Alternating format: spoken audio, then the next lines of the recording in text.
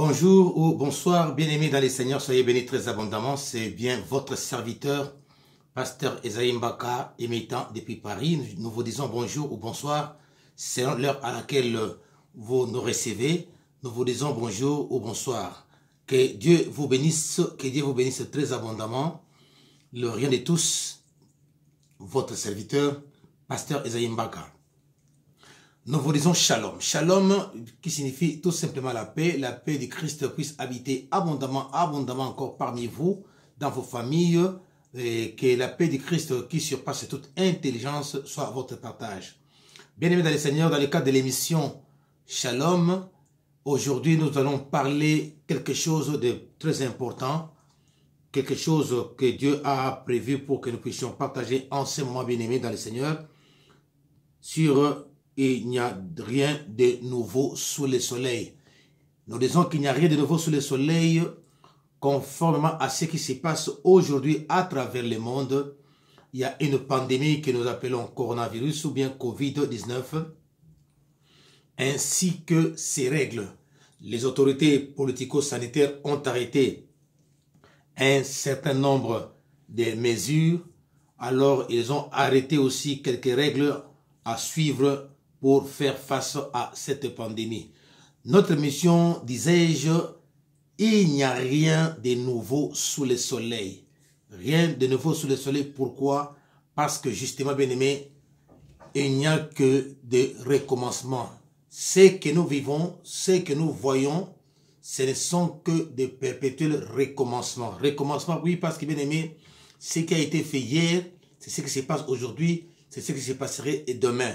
C'est vrai, peut-être les circonstances, l'environnement diffèrent, mais le principal étant le même, le croquis étant le même. Ma soeur, mon frère, le confinement ne date pas d'aujourd'hui. C'est vrai, le terme peut changer, mais la chose restant toujours la même. Alors, les autorités politico-sanitaires ont arrêté un certain nombre de mesures, comme quoi la distance sociale ou la distanciation physique. Et deuxièmement, l'hygiène des mains. Ils nous ont demandé l'hygiène des mains, laver les mains, et puis avec les liquides hydroalcooliques. Troisième règle, utilisation des masques. Et puis, il y a le confinement. Alors, bien-aimés dans le Seigneur, toutes ces lois sont similaires, bien-aimés, à ce que Dieu avait dit. Dieu avait déjà donné ces choses il y a alors 3500 ans, 3500 ans avant même Jésus-Christ, bien-aimé. 3500 ans. Alors, qu'est-ce que Dieu avait dit à Moïse à l'image des règles que je viens d'énumérer tout à l'heure? Nous allons lire dans le livre d'Exode, chapitre 20, plutôt Exode chapitre 30, versets 18 à 21. Exode chapitre 30, 18 à 21, je lis dans la version Scofield. La Bible nous dit ceci. Exode chapitre 20, 18 à 21. La Bible dit: tu feras une cuve d'airain avec sa base d'airain pour les ablutions. Tu la placeras entre la tente d'assignation et l'autel et tu y mettras de l'eau, avec laquelle Aaron et ses fils laveront les mains et les pieds.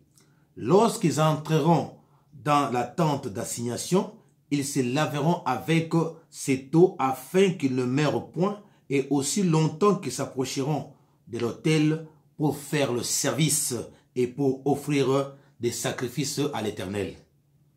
Ils se laveront les mains et les pieds afin qu'ils ne meurent point.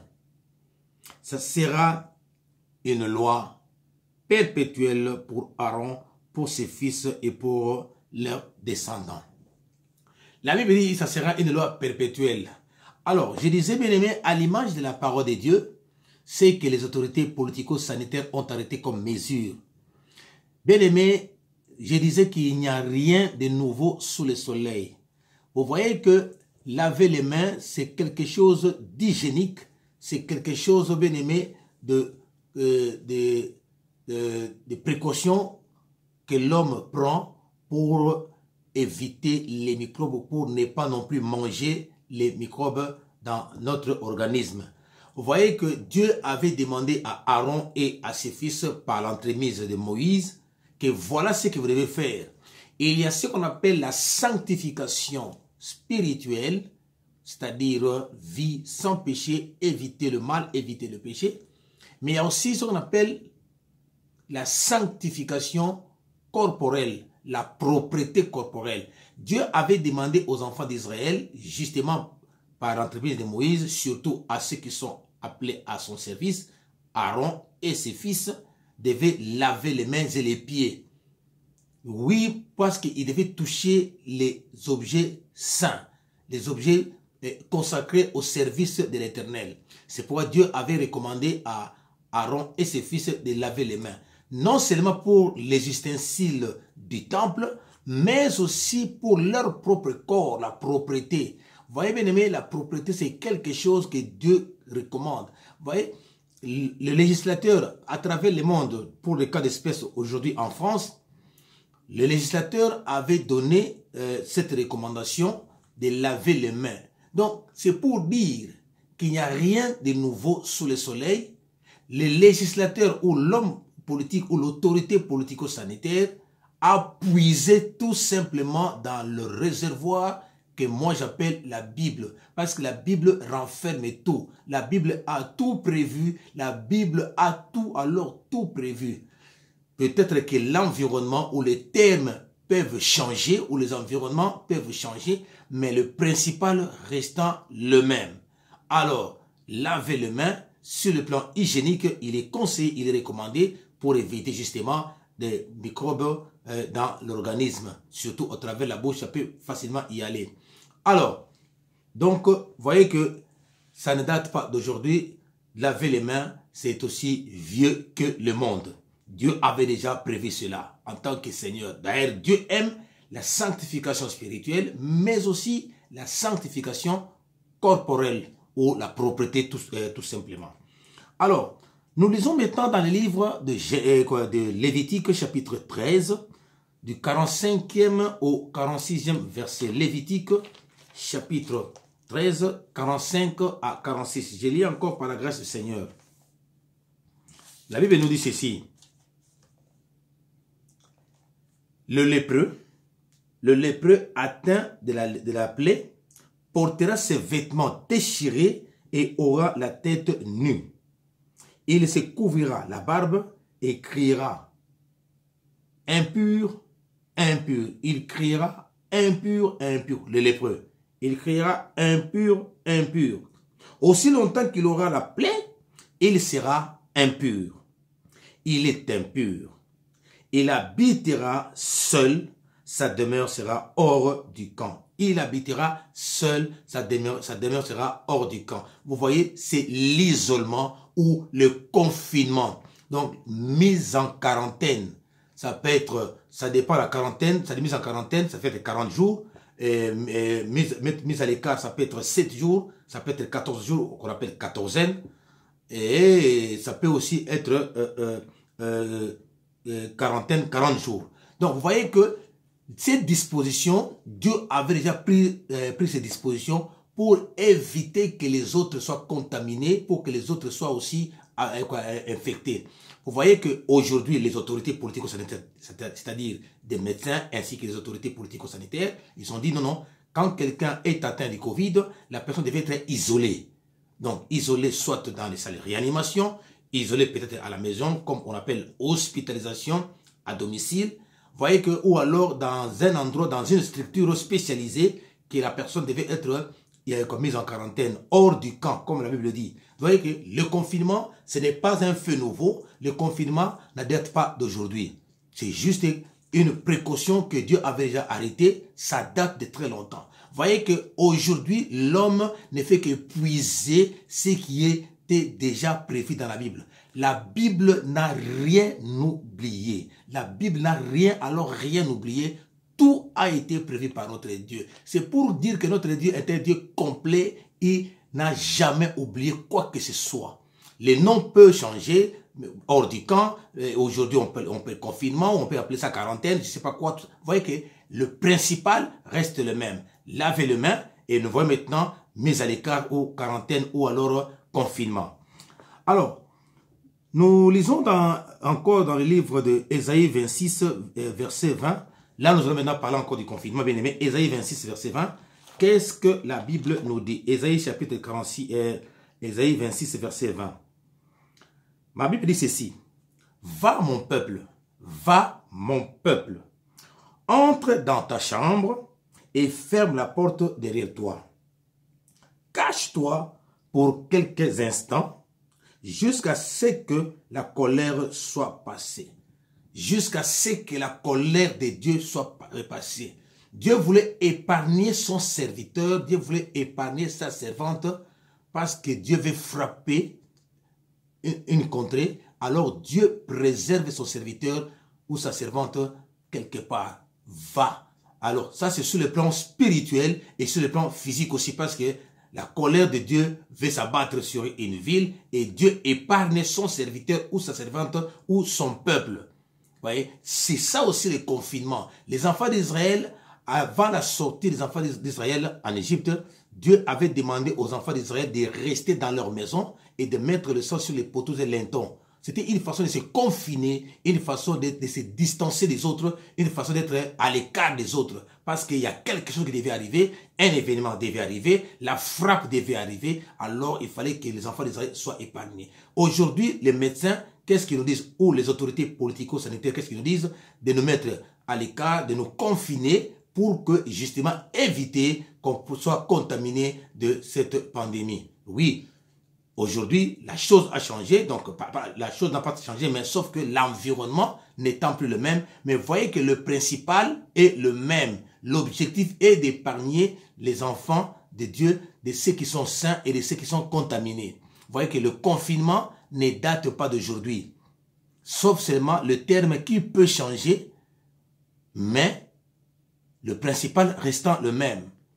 La façon de faire étant le même, mais même s'il y a des structures qui changent, mais l'idée, le principal est toujours le même. Vous voyez, le confinement est biblique.